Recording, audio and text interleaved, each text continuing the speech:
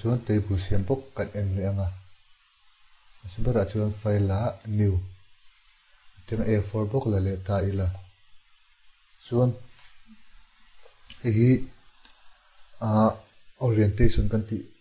hi tol dung zong ni tolin awang zone kan hmang ve to chung don ni tu na mi chu weight ta kan da pe thunga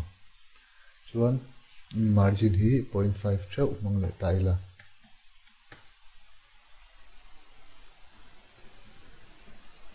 chuan okay kan paper kha dung zong om tolin awang zone om to chung don ni chuan control 1 actual size kan ti bele thunga kan ti lian le don ni chuan ta hian engma kan chu don lawa table kan siam hal top to don tu na chuan table kha eta chu kan siam top lo he ta ni tina ma de kan do ju to khan edita insert object adopt table 3.0 atang pok he kan da le don ni chuan okay ta hian kan do nei za te kan column sei za te kan ba chu le anga a row hi 21 column sa 12 tu na ka siam to re chu kan mang don ani chuan okay kan tianga hi ti lian le ila aina dum do bi ka chuan a first column hi tian tlem te kan pon jaw de wanga a po jima po lo dan chu kan tiam to kha chuan a second column hi pon jaw le de hlek ta ila chuan heta hian hi tu na kan siam to hi mark sheet a khan me progress report card kan tiang chi kha tiang wa siam dan tur khan maya hi tai vel hen en mo tan art education ti kan la chu don awang khan mi tur kha kan da so hi subject of tur khan ni don hen ho hi so next ta hianin full mark te tur denga ta hian pass mark chuan hi anchor all tur ni dona chuan ta hianin first term second term third term chuan anchor all tur kha ni le maya ta hian final result omanga anchor all tur ni lenga ta hianin sample jaw lenga to pakha chuan a first row hi tlem pol jaw le hlek taila chuan hi kan select na ta hianin right click group kan tianga an group thlau zel khani maya chuan ta hianin mizo ta subject om ta set no ya tan mizo lo manga ta hianin english then select pilna right click group hindi ti te mathematics telon thea science ss social science kan te ti kan ta se ta hian art education chuan ta hianin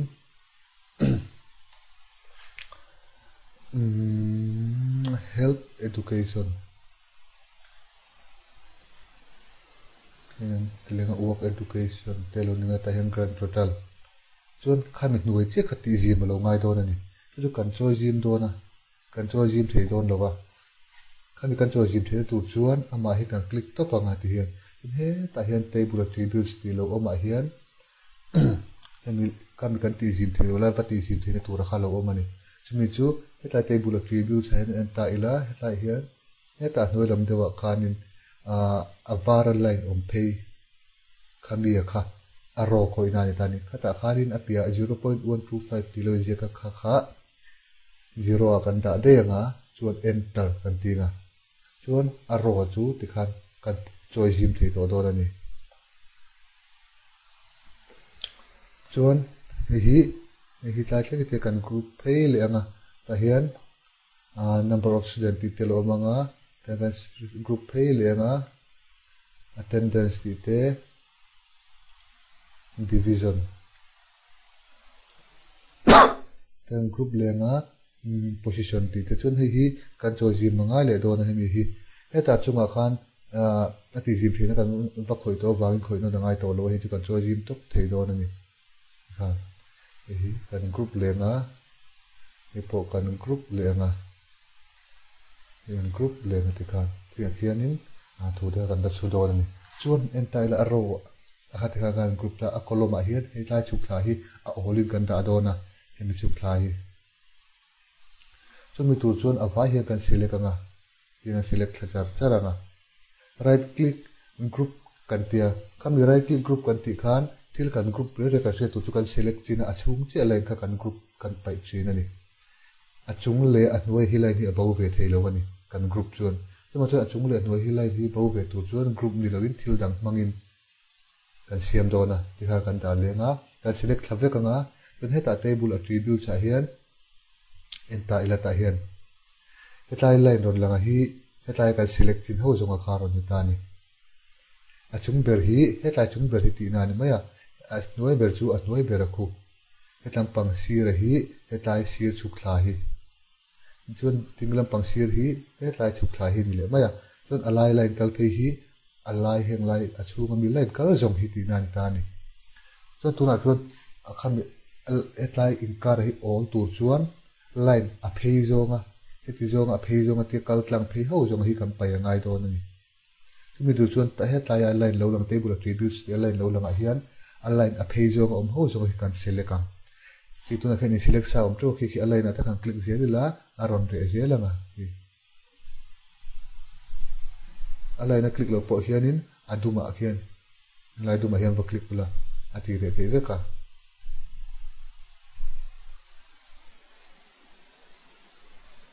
tikian tire vekila chumi zo chuan a phei zong hi kan select don ani a chung ber hi kan select anga he tlai chung ber ti na khan maya alai hi select le taila line alai phei zong zong hawa kha a hnuai ber hi he tlai hnuai ber hi ni re ta ni ti khan a phei zong kan select anga chumi zo chuan 1 point te hian kan du tanga he ta chung lama hian nan tia kan ta de yang chuan line na kha chung le hnuai po alai ho zong ni han aron bo don na ti khan aron all thata doi don ani ti che chuan hetlai adot lewi po hi bati le mai tu a phei ho zo kha kan select le veka ngati khan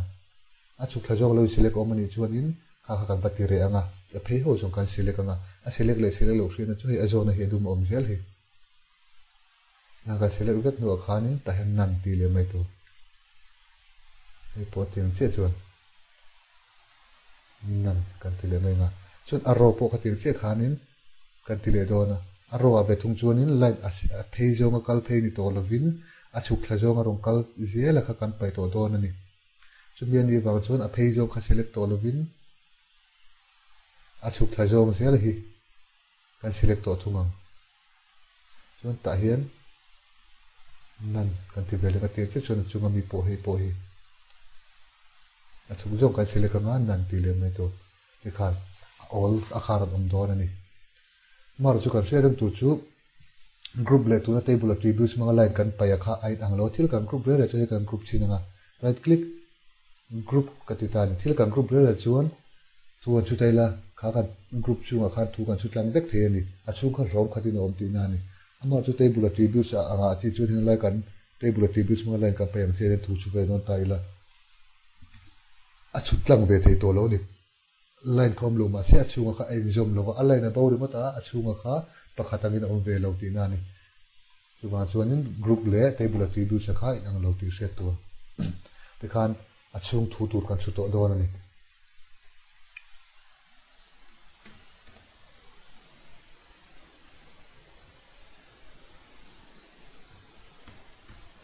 subject ta hianin result te lo ni anga list Hindi mathematics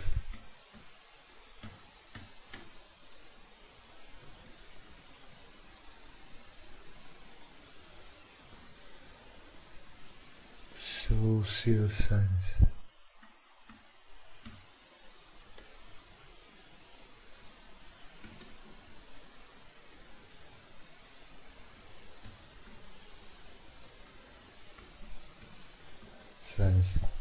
tahian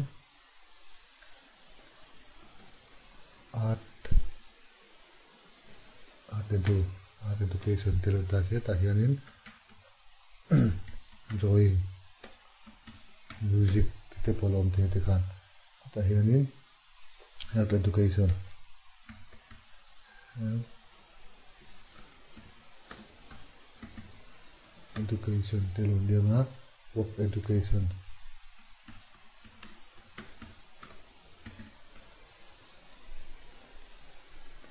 grand total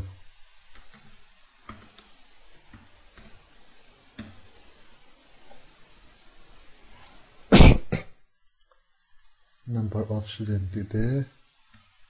number of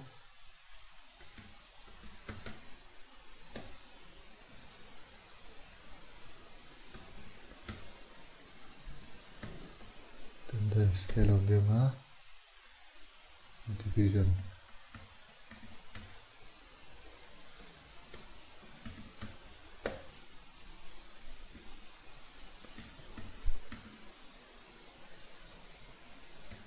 position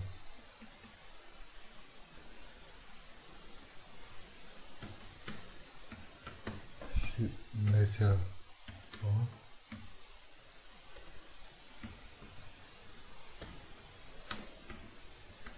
class teacher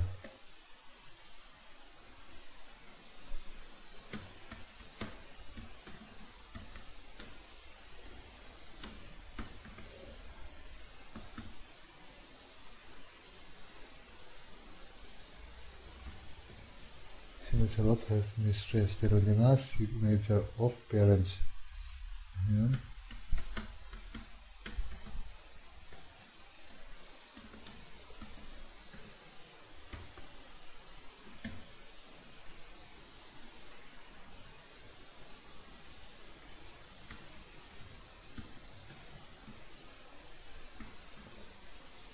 guardian data set ahead F full enter mark ito soon pass mark pass enter mark then mark ka 100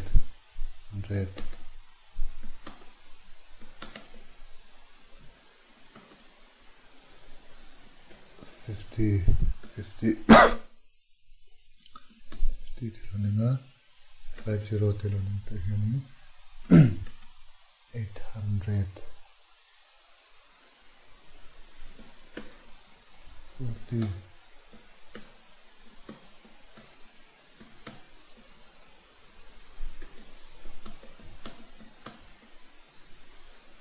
320 tapi hianin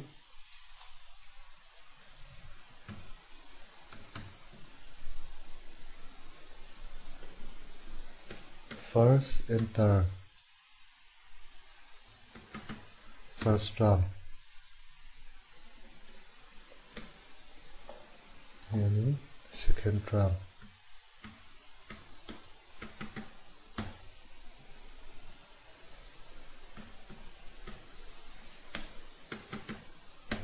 drum telunin first drum second drum third drum tia STT te ND RD kan ti ho atian si ate avada da ha chungla panga te kan ta do na chumi tu chun ST te yamal te kan silikanga eta head text attributes kan ti a hianin superscript le subscript om tani s adum chung om jok emi joka hi superscript kan ti khan me hi kan manga pakalo hi subscript anoya h2o kan te 2 anoya kan ju da thlan ang tia kha tuna chun second hi superscript mang lena te kha hi su click zel mai to te kha na mal te tin kan select anga tun ta hianin final result aggregate telom lenga final result final so enter kantina result enter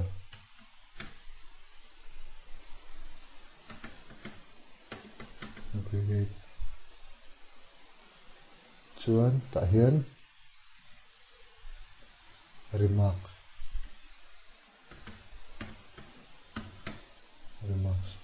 chuan ho hi center alignment at kan dal le thia an select pe ngati khan apumin ta center alignment kha wa click lem nei to ti khan kan du ang thlap ani nuwa khan bol ta da ngai te lo me chuan bol te kham badal lem nei tur khan ni maya chuan kan du thlap ani nuwa khan kan close tapang ten pacemaker khan aron let le don ti khan kan du na anga khan inda anga kan pon lian to don ni ti khan chuan khami angaw edit ngai thu va siam thata va edit ngai te lo om pal tang se khatir chi a khan ama hian double click le to pila adoptable khan a lut lenga kan du lai te siam that ngai lai te lo om thei khatiang ti su pal te lo thei kha kan ta siam thale mai the kan du ga ba khoi dang lam le the ya a siam jot no kha cross te top mai tur khamia kha ti khan kha te bu siam dan thawani